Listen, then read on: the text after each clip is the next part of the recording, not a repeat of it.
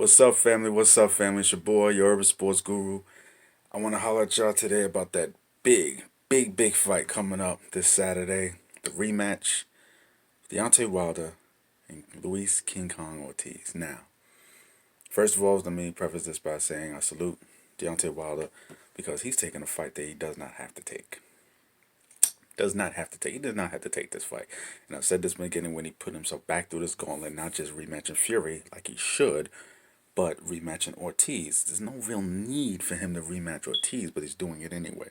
But there was some controversy in the first fight. Y'all remember my videos from then. I didn't like the rabbit punching he got away with. I did not like the way the ref stopped the fight after and after the round, in between rounds, and the doctor came to check on him. You're supposed to check on him in between the rounds. You don't wait till after the bell rings for the next round to waste another 30 seconds then. And like I said, most importantly, the thing I felt like he got away with was the rabbit punches. Now, I don't think they were intentional. He's just a wild guy. When he sees he has a chance to hurt a guy, he's very wild. And he's wild, period. No, last name speaks for itself.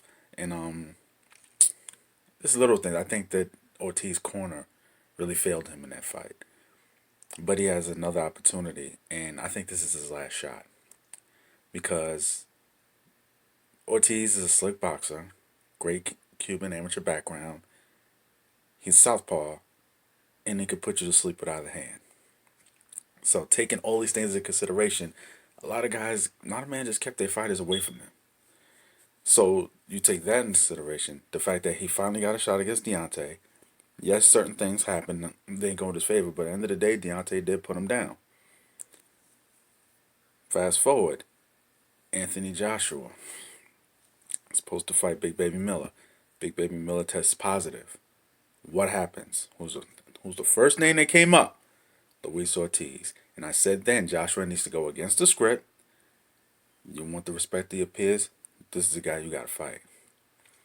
Joshua says, give me Ortiz. What happens? Same money was going to give Baby Miller, they give it to Ortiz. And Ortiz wanted it. Unbeknownst to him, according to reports, his management turns it down. And basically pisses away a great opportunity for him. And in pissing that away, Andy Ruiz ends up getting the fight, and the rest is history. That could have been Ortiz that night. Especially if Joshua was not on his game, that would have been Ortiz that night. So you blew that opportunity. Now you get a second shot when Wilder does not have to fight you. When Wilder does not have to fight you. And I'm going to keep stressing that because he should not be taking this fight. No, he should not. Basically, what has this? All of this is leading up to his rematch with Tyson Fury. And what has Fury done? Fury hasn't taken on any dangerous opponents. Purposely. To preserve himself, give him the rounds he needs, preserve himself for the rematch with Wilder because he knows the rematch with Wilder is what's going to pay him the major money. More importantly, Fury knows he needs the rounds. He fought Deontay off 2 tune-ups and whooped him. Whooped him. So he fights Deontay on 2 tune-ups. Okay. Ever since he's done that, all he's done is basically just give me guys where I can get my rounds in. Test me a little bit, but let me get my rounds in. Deontay's going the harder route, and I can respect that.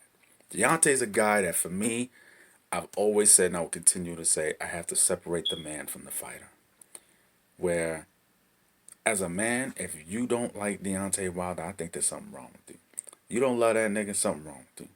You gotta hold. There's nothing, just on a man level. There's so much to like and respect about the dude.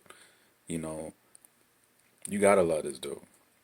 But as a fighter, he has so many deficiencies that his power erases.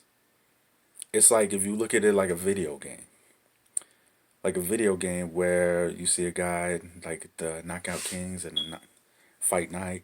A guy will have like a guy with great power will have like a 96 rating when it comes to power. Deontay will have like a 100 rating. And Deontay, in my opinion, would have been exposed a long time ago, say if his power was, say, 96, 97.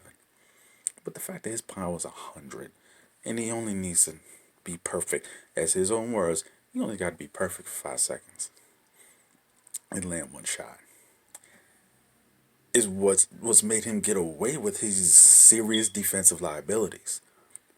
I watched the first fight, and Ortiz outboxed him early on, as expected. Got caught with a flash knockdown. Nearly put him down in the seventh. And then Deontay had to catch him with some shots. Deontay catching him, and Ortiz is a guy with a great chin. At the end of the day, Deontay's power is something different. His power is something different. I was there and I seen the Brazil fight. Seen it coming. But history has shown in this sport, when you have punchers of this magnitude, you have to get rid of them. You can't rely on being able to box them for 12 rounds. I anticipate Ortiz trying to use some of Fury's game plan, but I don't think he can move like Fury. I don't think any heavyweight in the world can move like Fury. Fury's style is so herky-jerky, everything he does looks like a feint. So it throws you off, Then when the punches actually come, bing, bing, bing, you're not seeing them coming. It's coming at you too fast. Ortiz doesn't fight that way. Much more textbook. But also, he's still a great boxer. Do I think he got outboxed Deontay? Yes. But I think this fight will actually be more dangerous than Fury, because I think you have to have the mentality of getting rid of him. You can rely on outboxing for 12 rounds, because guess what? One shot, all she wrote. This is not like regular great power like Ortiz or regular great power like Joshua.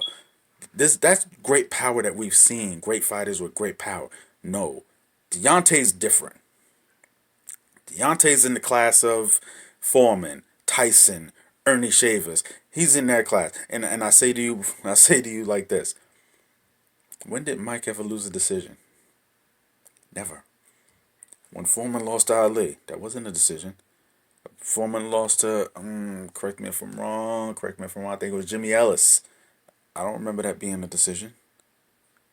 History is shown in this sport, when it comes to punches like that, you have to get rid of them. There are some anomalies, like when Ali beat Shavers, that was a decision. But to go against a puncher like that, you got to get rid of him. And I think Ortiz, knowing this is his last opportunity, knowing this, and the unpredictability of boxing, everyone just thinking there's a foregone conclusion that the rematch with Fury is going to happen. He's going to have the belts and all of that. Or him finally fighting Joshua is going to happen. Guess what? Shook up the world. Andy Ruiz. Like, you can't take anything for granted in boxing. In particular, the heavyweight division. And I think it's going to get shook up again. Ortiz for the win. That's my take. Let me hear your thoughts. Let me know what you feel. Hit the like. Hit the subscribe. It's your boy, Urban Sports Guru. And I'm out. Salute.